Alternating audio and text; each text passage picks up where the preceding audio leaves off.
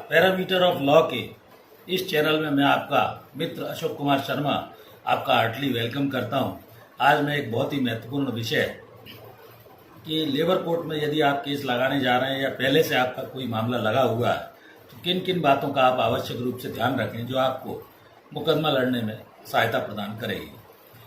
सबसे पहले मैं आपको बता दूं कि लेबर कोर्ट में कोई भी मामला श्रमिकों या कंपनी के जो एम्प्लॉय होते हैं और मैनेजमेंट के मध्य किसी भी सेवा शर्तों को लेकर, चाहे वो वेतन से संबंधित हो, ओवर टाइम से संबंधित हो, कंपनसेशन से संबंधित हो या अन्य किसी प्रकार के ईएसआई से संबंधित हो, ऐसे मामले जाते हैं। और इसमें एक पक्ष अत्यंत कमजोर होता है, वीकर सेक्शन होता है, दूसरा पक्ष सबल होता है।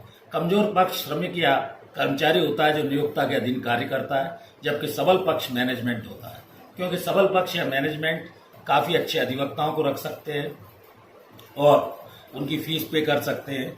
गरीब जो वीकर सेक्शन है वो उतने अच्छे अधिवक्ता फीस अधिक होने के कारण लगाने में अक्षम रहता है।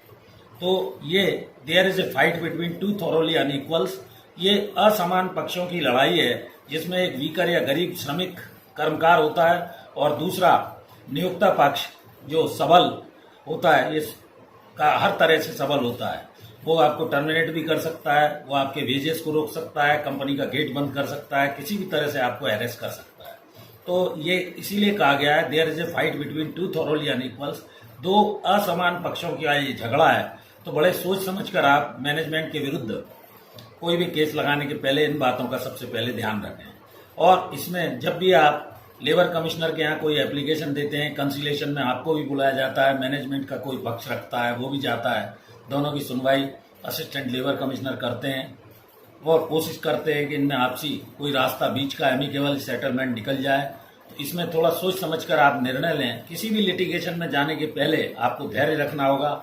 समय, पैसा, मानसिक तनाव आना स्वाभाविक है, इसलिए जो भी निर्णय लें सोच समझ कर लें, जल्दबाजी में कोई निर्णय ना लें।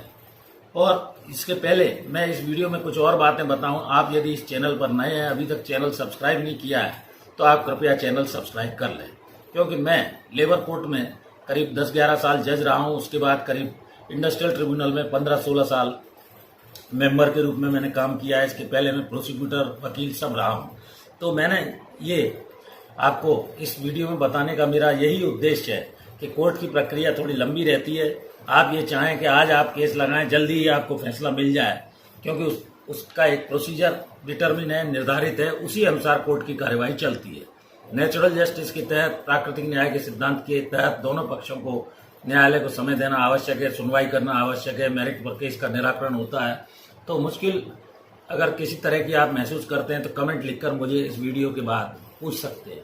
लेबर कमिश्नर के यहाँ जब भी आप केस ले जाते हैं, सामान्यतः 45 दिन के अंदर उनको सराधान कार्यवाही या कंसिलेशन प्रोसीडिंग को करना होता है। तो उसके बाद अगर वो कंसिलेशन फेल्यूर रहता है तो वो लेबर कोर्ट में केस को भेज देते हैं। वीकर सेक्शन के लिए ये लेबर कोर्ट्स या कामगार न्यायालय बनाए गए हैं।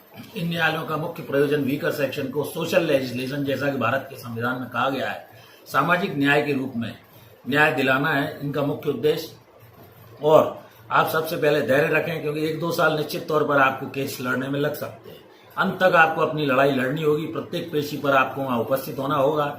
एक और महत्वपूर्ण जानकारी आपको इस वीडियो में दे दूं कि आप चाहें तो बिना वकील के भी स्वयं भी अपने केस को कंडक्ट कर सकते हैं, लेकिन वकील करना आपके हित में और आपके मामले को सफल बनाने में पूर्ण रूप से उचित होगा, ऐसी मेरी राय है। उसका कारण है वकील लोग पूरे लीगल प्रोसीजर से अवगत होते हैं, पढ़े लिखे होते हैं, जानकार होते हैं। सभी वकील अच्छे होते हैं। मैटर की एप्लीकेशन, रिप्रेजेंटेशन जब भी आप करें, चाहे वो एएलसी के करें या लेबर कोर्ट में करें, वकील साहब से बनवा लें और इसी पर आपकी हार जीत केस की निर्भर करेगी। तो लेबर ऑफिस या लेबर कोर्ट में जाने के पहले आप सारे फैक्ट्स जो भी आप लिख रहे हैं एक से हों, वकील साहब से बनवा लें, पूरे फैक्ट सही उनको बताएं, जिससे वो सही ढंग से ड्राफ्टिंग करके आपकी एप्लीकेशन तैयार करें। ये जो भी आपकी ड्राफ्टिंग, चाहे लेबर कोर्ट में जा रहे हों या कंसिलेशन में गए हों, पहले सराधान कार्यवाही जो एएलसी के समक्ष चलती है, पैरा वाइज होगी, पॉइंट वाइज होगी, सीरियल नंबर होंगे, सीरियल वाइज होगी, और उसमें जो भी डॉक्यूमेंट जिन पर आप निर्भर करते हैं वो सपोर्टेड होना चाहिए।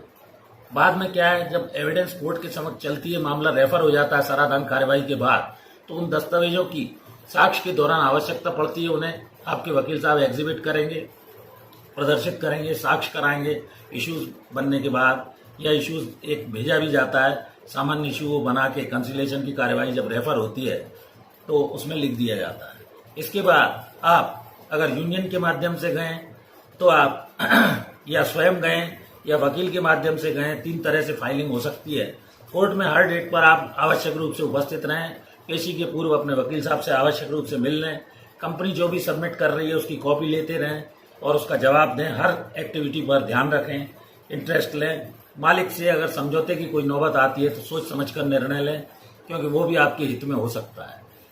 डरना नहीं है, बिचौलिए के कहे में आपको नहीं आना है। समझौता सोच समझकर हस्ताक्षरित करें। कई बार ऐसा होता है कोई लमसम राशि आपको दिला दी गई और आपका मामला वहीं क्लोज हो जाता है। अगले दिन वो कंपनी का गेट बंद कर देते हैं और किन्हीं भी कारणों या वो बताते हुए आपका टर्मिनेशन कर सकते हैं, पेमेंट रोक सकते हैं। तो ऐसी स्थिति में जो भी आप लें वो चेक के द्वारा लें, रिसीव ले लें, उसकी आपके खाते में पैसा जाएगा जो डॉक्यूमेंट्री प्रूफ या दस्तावेजी प्रमाण आपके पास होगा। कमेंट्स लिख के आप इस वीडियो में मुझसे कोई भी ऐसी समस्या जिनका केस लेबर कोर्ट में है या जाने वाला है वो पूछ सकते हैं। मैं संभवतः आपके जवाबों को देने का प्रयास करूंगा।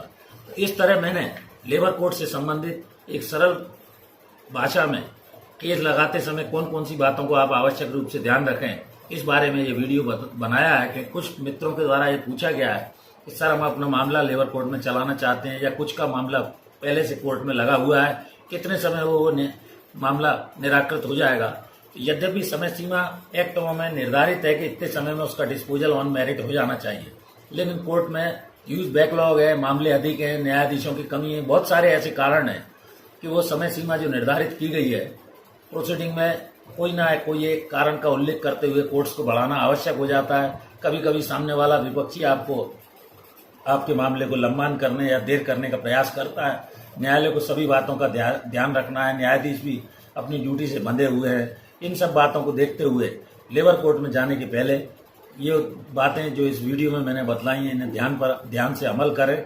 मैं आशा करता हूं कि आपका जो भी मामला लेबर कोर्ट में जाएगा आप निश्चित तौर पर उसमें सफलता पाएंगे। ऐसी मेरी शुभकामनाओं के साथ इस वीडियो में यहीं तक। कल फिर मिलते हैं नए वीडियो के साथ।